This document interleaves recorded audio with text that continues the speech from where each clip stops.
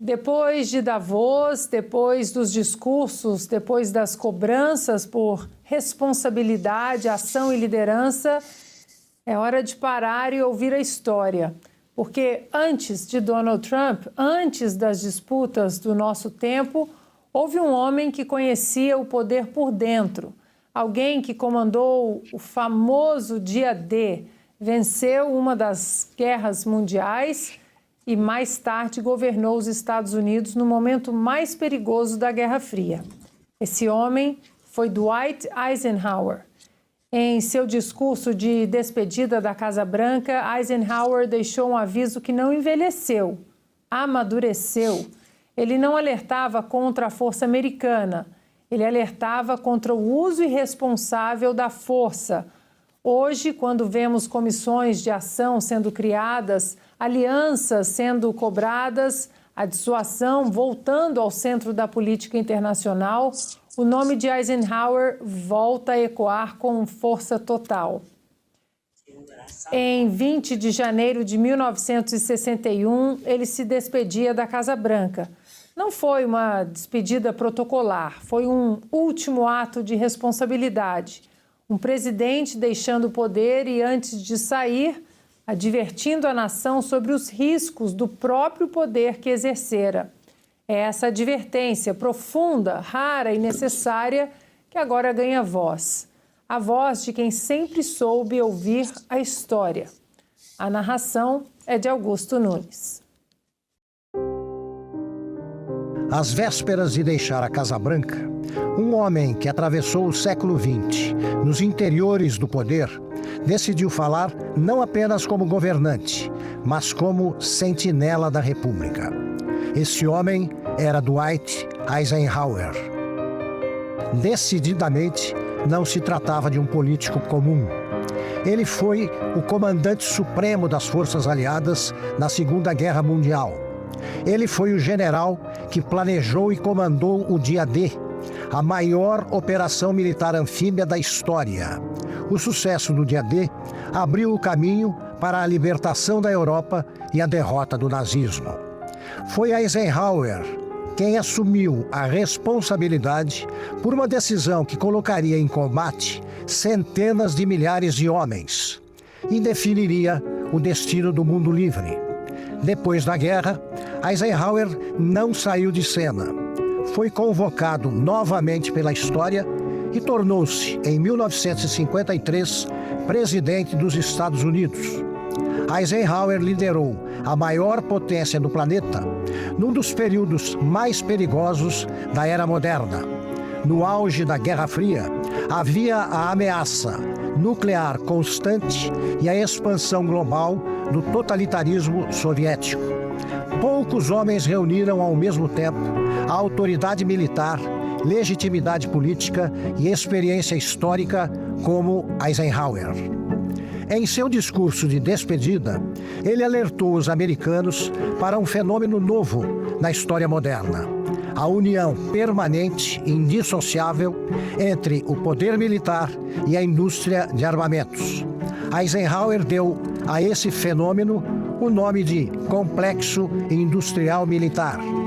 Essa engrenagem, necessária num mundo dividido pela Guerra Fria, poderia, se não fosse vigiada de perto, passar a influenciar decisões políticas, corroer a liberdade e distorcer prioridades nacionais. Mas Eisenhower jamais foi um pacifista ingênuo. No mesmo discurso, ele deixou claro que a força militar dos Estados Unidos era indispensável diante de ameaças reais. O mundo de 1961 era perigoso. A União Soviética expandia sua influência. O risco nuclear crescia. O totalitarismo avançava. Eisenhower nunca hesitou entre escolher a força ou a fraqueza. Ele sempre escolheu força com responsabilidade. Eisenhower defendia um país forte, armado e vigilante, mas guiado pelo controle civil, pelo interesse nacional e por líderes conscientes, não por lucros, vaidades ou aventuras inconsequentes. Foi Eisenhower quem fez uma das advertências mais precisas da história americana.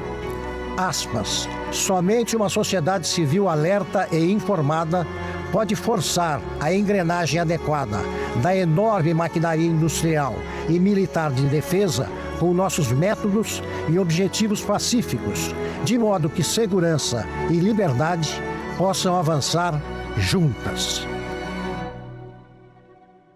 Mais de 6 décadas depois, o dilema permanece.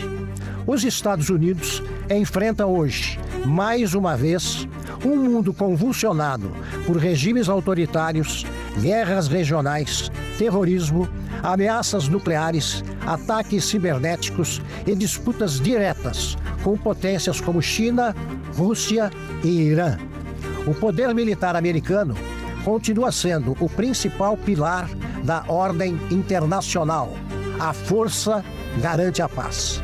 Quando esse poder recua, o vazio é ocupado por ditaduras, extremismo e violência. O alerta de Eisenhower segue atual. Quem controla esse poder? Com quais limites? E com quais propósitos? Seu discurso de despedida não foi um alerta contra o poder americano, foi um chamado à maturidade do poder americano. Em 20 de janeiro de 1961, Dwight Eisenhower deixou a Casa Branca, mas deixou, entre outras preciosidades do seu legado, uma bússola moral para tempos de crise. Num mundo novamente à beira de conflitos globais, sua advertência não soa como um eco do passado distante. Ouve-se a voz de um comandante que conheceu o preço da guerra e de um presidente que compreendeu o peso do poder. Ontem como hoje, o mundo observa Washington, porque quando os Estados Unidos escolhem liderar com firmeza e consciência, a história avança. Quando hesitam, o vácuo não fica vazio. Eisenhower defendia força com vigilância. Trump exigiu compromisso com responsabilidade. O resultado foi o mesmo nos dois casos, dissuasão restaurada. O alerta de Eisenhower atravessou décadas porque fala menos sobre o passado e mais sobre o nosso tempo. Impressionante. Então eu jogo para eles, já emendo a minha despedida, meu agradecimento a vocês três, porque hoje fizemos o que a imprensa deveria fazer, mas não fez, não tem problema, a gente mostra o VAR aqui. Boa noite, Flávio, muito obrigada por mais uma semana. Dwight Eisenhower. Boa noite, Ana. Boa noite, Bernardo e Ivan, para toda a nossa audiência. Queria só pontuar uma coisa curiosa, né? O Eisenhower tem esse sobrenome alemão que era péssimo nos anos 50, quando você acabou de vencer a Alemanha em 2 guerras mundiais, e eles precisavam fazer alguma coisa diferente, né? Então o seu marqueteiro colocou o slogan I like Ike, né? Para chamar o Eisenhower de Ike, que aí fica mais bonitinho, né, o nome dele para todo mundo. Tanto o Eisenhower quanto o Trump hoje, eles estão lidando com o colapso do sistema internacional, que é um sistema anárquico por definição, ou seja, quem tem mais força manda, não tem ali uma instância superior. O que é a grande briga do Ocidente é você dizer: quem tem a definição, a defesa do mundo mais livre, precisa ser também mais forte. E as instituições, tanto no caso do Eisenhower, que aliás são praticamente as mesmas de hoje, né, como no caso do Trump, não estão dando conta. Então nós precisamos realmente repensar este modelo internacional. Gerou uma guerra mundial, por isso que eu sou obsessivo com isso, né? Tem um curso da Primeira Guerra Mundial, aliás, Davos também fala sobre a grande marca, o romance A Montanha Mágica do Thomas Mann, que eu também tenho um curso sobre ele, e hoje a gente precisa realmente repensar neste cenário geopolítico, nas instituições que comandam o mundo. Muito obrigado a todos, até a semana que vem. Kister, boa noite. Como Dwight Eisenhower mexe com o seu imaginário?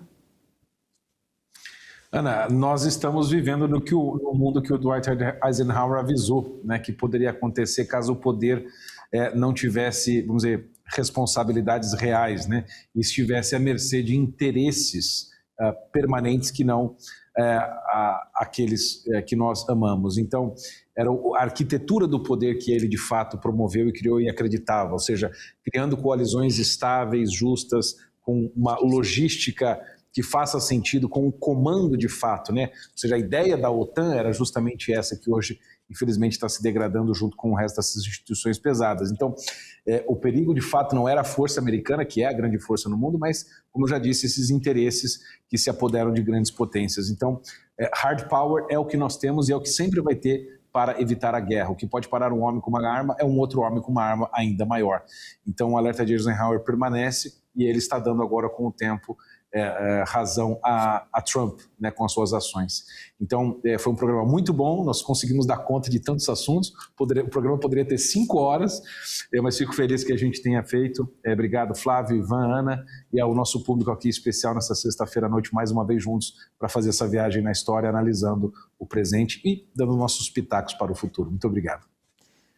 Ivan, bom, trouxemos aqui o VAR, né, que a imprensa não fez, mas vou focar agora no final no Eisenhower, porque é um homem que faz parte da minha Assembleia de Vozes, porque o dia D faz parte da minha Assembleia de Vozes.